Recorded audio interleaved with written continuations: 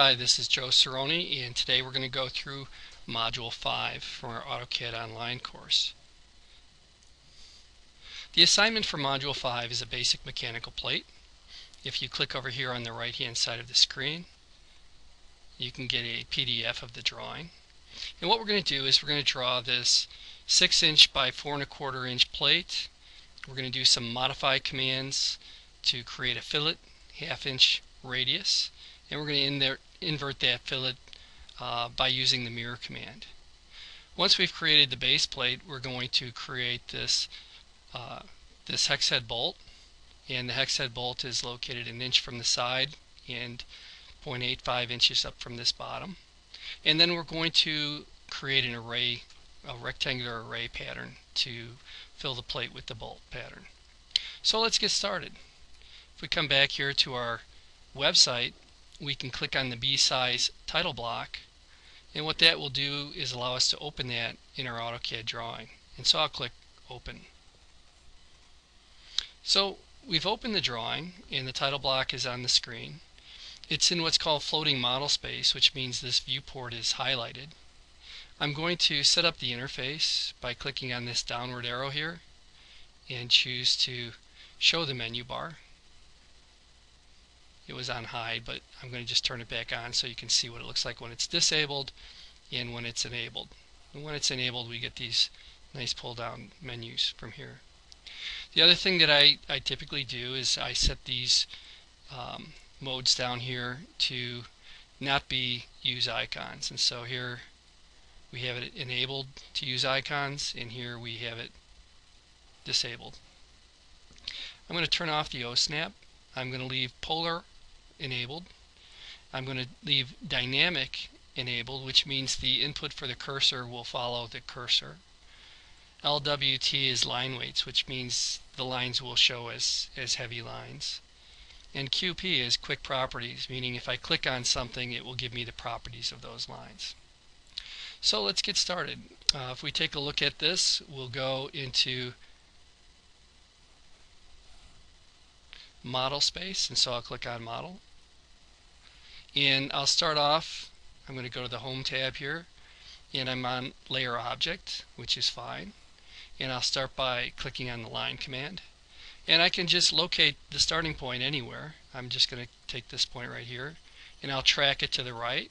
As I track that to the right, I'm going to type in 6 for 6 inches. And then I'm going to track that north. Once I get a tracking line, I'm going to type in 4.25. I'll track that west, establish a tracking line, and I'll establish 6.0. And then I can either type C for close, or I can turn on my OSnap and acquire the endpoint of this line by hovering, and once it acquires it, it will say endpoint and put a small square there. So now that I've created that, I'll hit escape to exit out of the line drawing function, and I'm going to go and fillet the corners. And so here's my fillet command. And when I select fillet, what I need to do is to set up the radius, the initial radius. And so I'm going to hit the downward arrow so we can see the options of that command. And I'm going to select radius. The radius is going to be set 2.5. Now I've set the radius and I have a selection box. It says first object. And so what I'll do is I'll select this line and this line. And you can see it'll create a radius. I'll right mouse click. I'll select repeat fillet.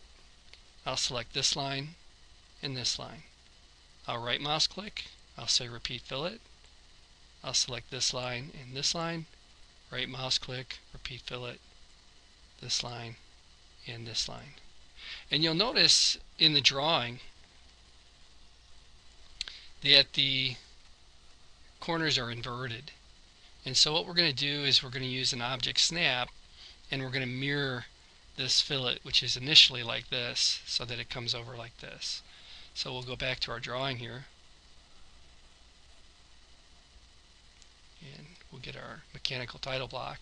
And I'm going to make sure my OSnap is on. If I right click on it, I want to make sure my endpoints are depressed or activated, and they are. I'm going to hit escape here. And then I'm going to select the mirror command. And so mirror is located right here. Select the object. I'll select this arc. I'll hit enter to end my selection, and then here's the first point of my mirror line, this endpoint, and then I'm going to bring this over here to acquire the next endpoint.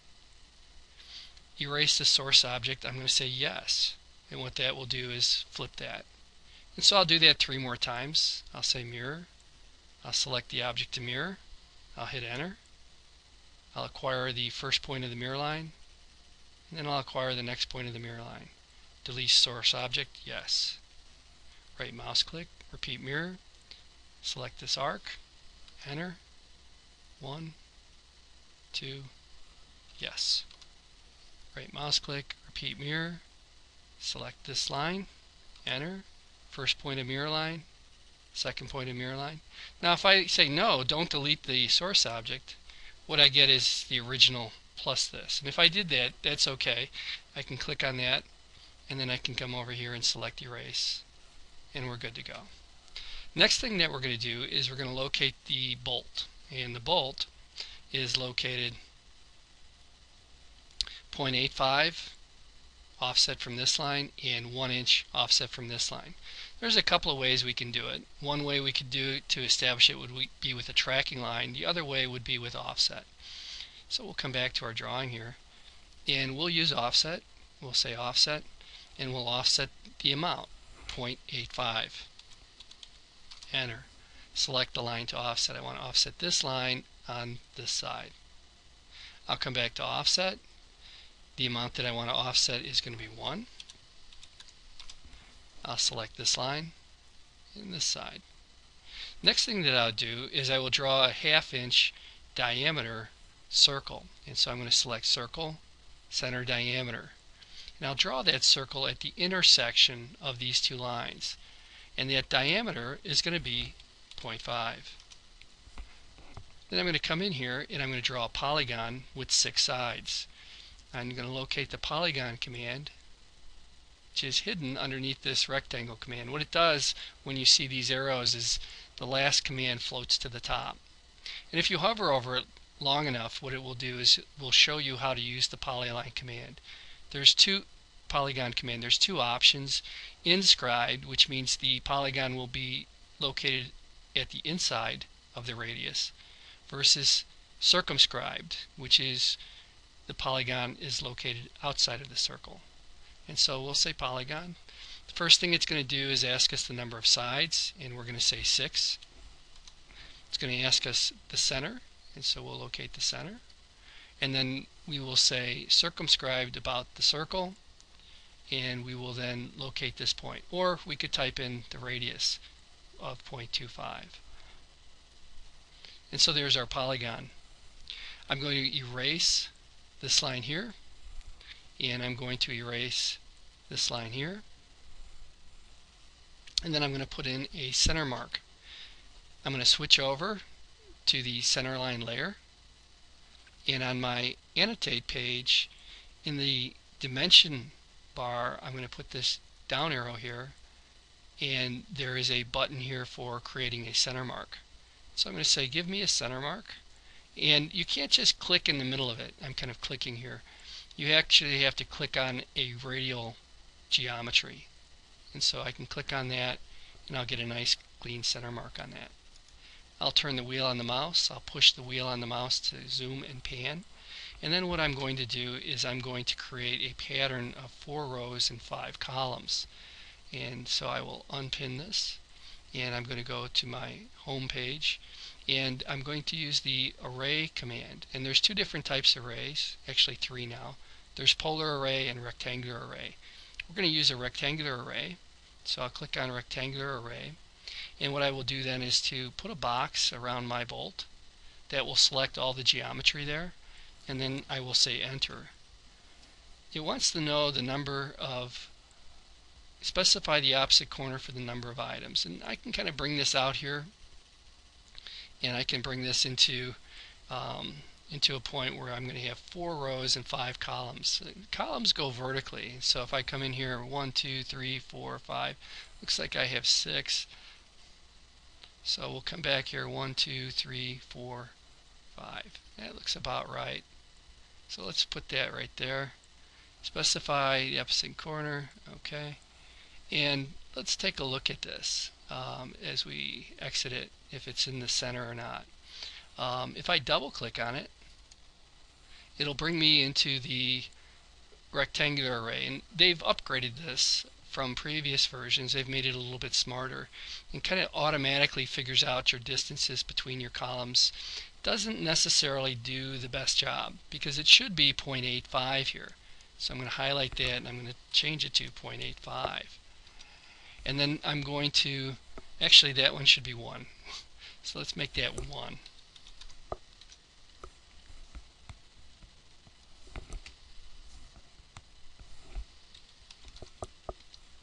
And then this other one here, our vertical distance should be 0.85. There. That's what we want to see. And now the numbers are working out nice and neat. Okay, once I've done that, I can hit the escape key to exit out of the array command. And we've created our drawing. We're going to put some dimensions on it. And so what I'm going to do now is I'm going to change over to the dimension layer. And I'm going to go to my annotate tab, and I'm going to select an overall dimension for 6 inches. So I'm going to go to dimension. You want to use OSNAP. You want it to acquire this endpoint, and then we'll locate that dimension right here.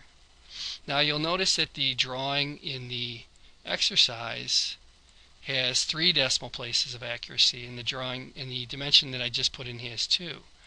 So that is an important thing when we start to go through and create mechanical parts. What you can do to fix that is you can click on that dimension, right click, and then you can select precision and bump up the precision to 3 decimal places. We'll put in another dimension now from this endpoint to this endpoint, and we'll bring that out right here. And again, we're going to need to increase that precision, so I'll click on that. Right click, precision, 3 decimal places of accuracy. We need to put in 2 more dimensions. We're going to locate this bolt pattern. And when you locate that, use the endpoint of the center line and use the endpoint of the base plate, because what we're looking to do is to have a little bit of a gap between the center mark and the object. And we can locate this, we can relocate this, we can just grab a grip. When we click on the grip, it turns red, and that allows us to move it. This quick properties sometimes gets in the way. I will close it, and I'm going to turn it off because I don't need to see quick properties right now. I'll hit escape to clear my grip, and then I'll put in the other dimension to locate the bolt from this endpoint to this endpoint, and I'll bring that down. Click on it, right click, precision, 3 decimal places. Okay, so we've got our base plate created. We need to put a dimension on here for the radius. So we'll come over here to our dimension and we'll select radius. We'll click on that arc and we'll bring that arc right about there. We can kind of stretch it a little bit. I like the arcs to kind of point to the middle of the arc, or the arrows to point to the middle of the arc. And so there's our 1/2 inch radius for that fillet. We could also add the word typical to that if we wanted to. If I double click on that, and then I move my cursor to the right,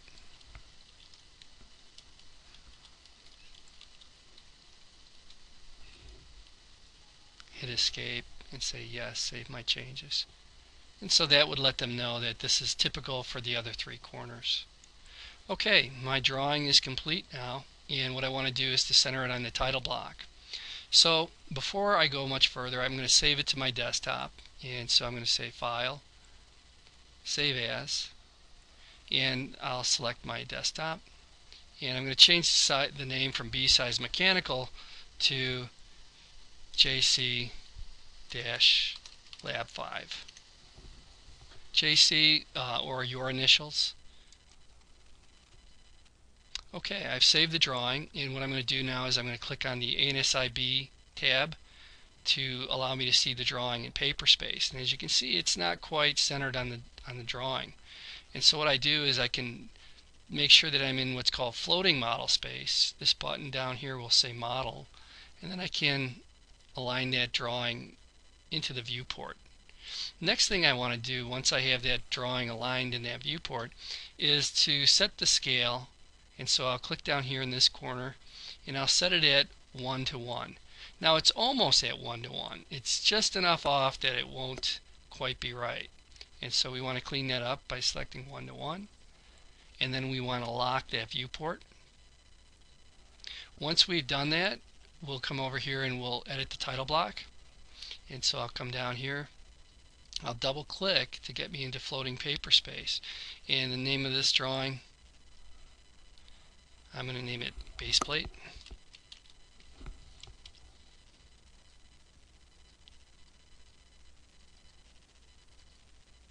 Now I'm having a little trouble getting it to go into the edit command, and so what I'm going to do is I'm going to type DDEDIT.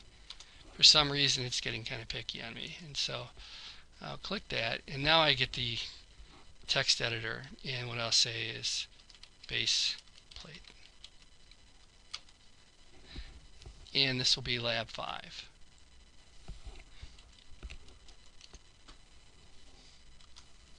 And I'll put my name on it.